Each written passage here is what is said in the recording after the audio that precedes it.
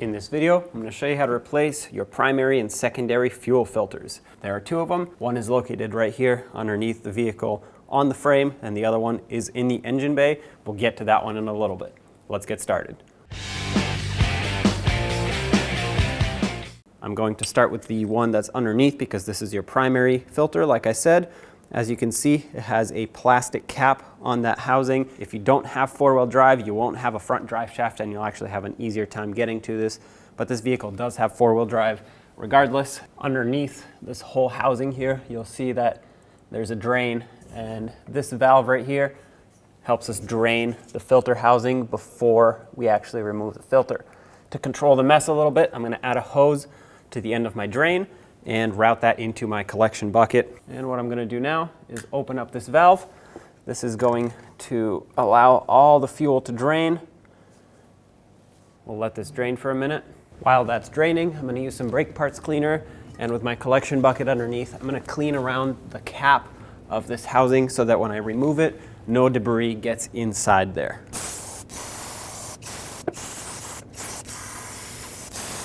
We'll let that dry while the fuel still drains. The fuel is still draining through my drain/water separator, but I'm gonna put my 36mm socket up here.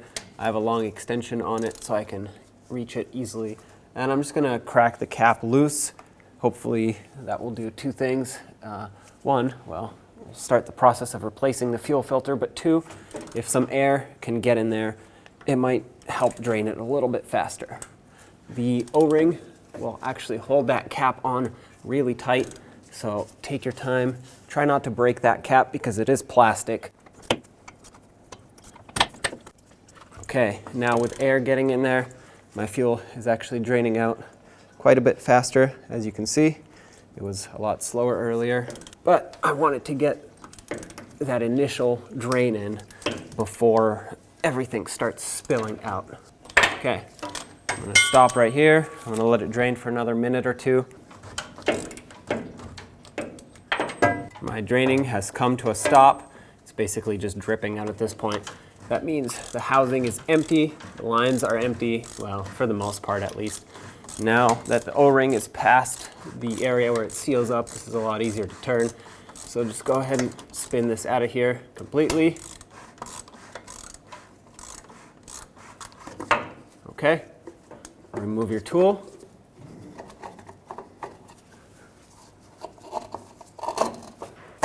Try to get this cap out of here without damaging anything. Okay, set that aside. We're gonna clean that in a little bit. And now you can reach up here, pull the filter out. It's gonna be somewhat suctioned in there, but pull it straight out. Okay, and there it is. There's the primary fuel filter. We'll let this drain in the bucket. Grab your new fuel filter. This is what it should look like.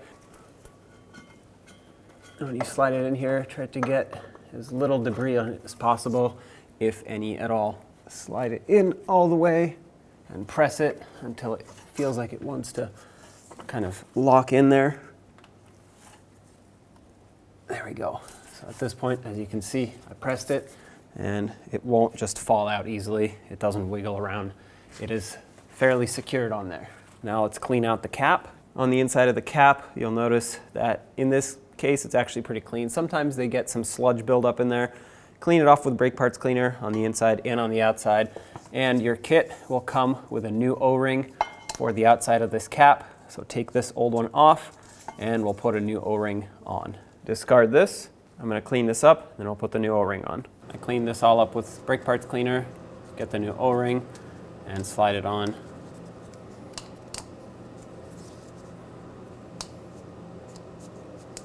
Make sure it's seated in its groove all the way. If you wanted to, you could lubricate it with some diesel, but you don't have to. Now, carefully and gently slide the cap up here. Make sure that you don't get any debris inside of it, just like you did for the filter. If you think you got debris in it, double check it, pull it back out. I know mine is good. So now I'm just gonna thread this on, make sure that it slides on straight, doesn't cross thread, and Make sure it catches that oil filter nicely. The torque for this is 25 Newton meters, but I can't get a torque wrench in here, so once I bottom it out, I'm just gonna make it nice and snug. Okay, that's bottomed out.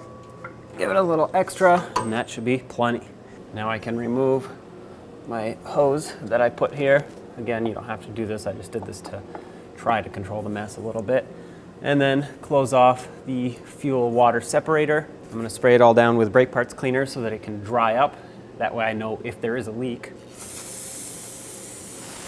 Now let's go up top and do the secondary filter.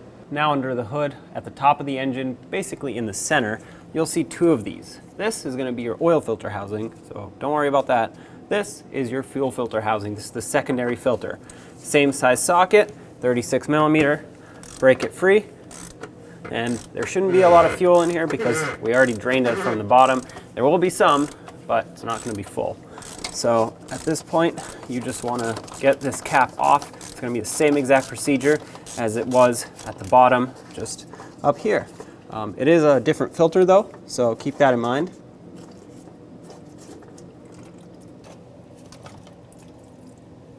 All right, as you can see, this one is pretty full with fuel, but there's not much we can do about this. So take the filter out. This one's gonna be a larger filter. And I'll let this drain in here. Take your new filter and slide it down in all the way until you feel kind of a click. And then take your cap, make sure just like the other one, it doesn't have any sludge buildup inside. I'm gonna clean it out with some brake parts cleaner. We'll swap the O-ring out and reinstall it. This is nice and clean now. It's gonna dry up in a second. Get the new O-ring, slide it on.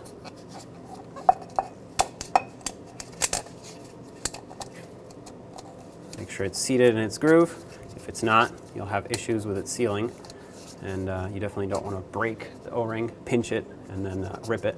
Take your cap, slide it down, thread it on, and then we'll torque it to 27 Newton meters. This one I can get a torque wrench on, so I will torque it. Again, the torque for the bottom one is 25, so don't confuse that with this one, which is 27.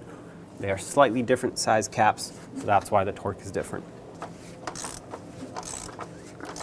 That's bottomed out. Let's get the torque wrench. 27. That's right there. Perfect. Give the area a quick cleanup.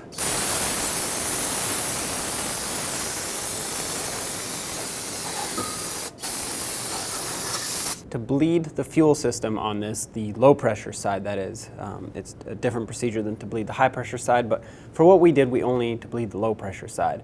So you'll see that right behind your coolant reservoir, there is a Schrader valve here with a cap. So remove this cap, and then you'll need a fuel pressure tester with a drain.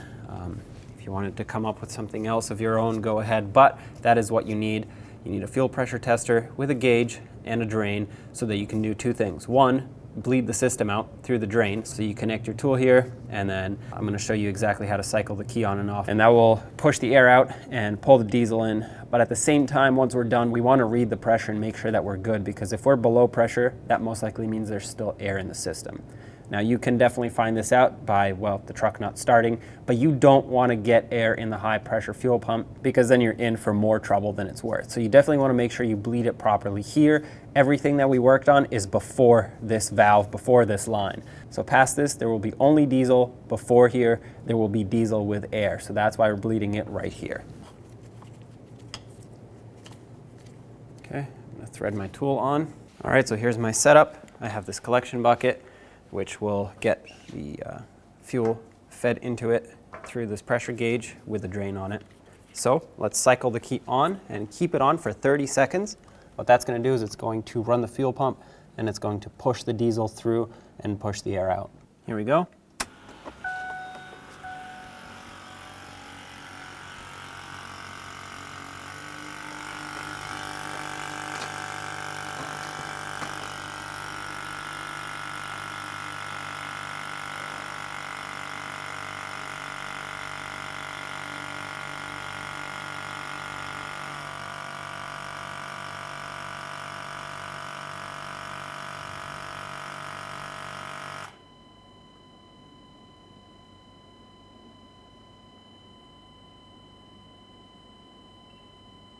Okay, I'm going to shut it off, Turn it back on.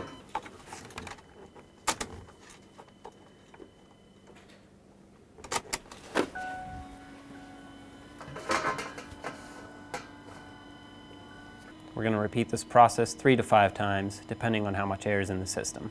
Unfortunately for me, I have to hold this button down to activate the drain, so I have to sit here, but if you have the kind that has a little valve on it, it'll be a lot easier. And if you can get yourself a clear hose for the drain, that's perfect because you can actually see the air bubbles coming through.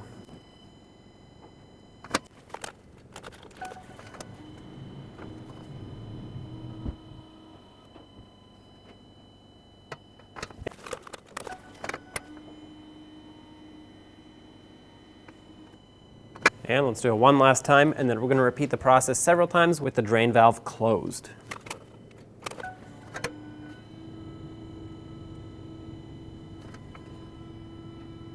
Looks like I'm still getting quite a bit of air, so I'm going to actually keep going maybe 2 more times to make sure that I get all of this air out of the system. I'm going to keep this valve closed now.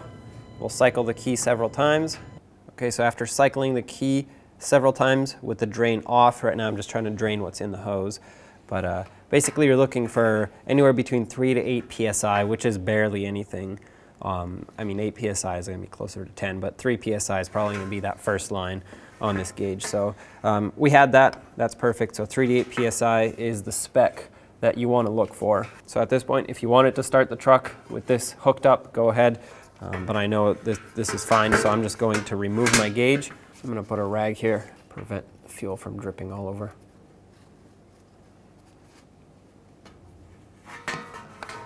Remove your rag, and don't forget to cap this off so debris doesn't get in there. And now we can go ahead and start the truck. Now let's turn the truck on, turn the ignition to the on position, wait for the glow plugs to cycle, and because we have the fuel disconnected, I'm going to prime it one more time just for good measure. So I'm going to wait for that fuel pump humming to stop, and now that it's stopped, we'll cycle it one more time, and as soon as the glow plug light turns off, and there we have it, we're good to go. Perfect, starts right up. So at this point, you can go ahead and take it for a road test, and you should be all set. When only the best will do, demand TRQ. The only company that lets you view before you do. TRQ is committed to offering the highest quality aftermarket auto parts that are engineered for peace of mind. Thanks for using and viewing with TRQ.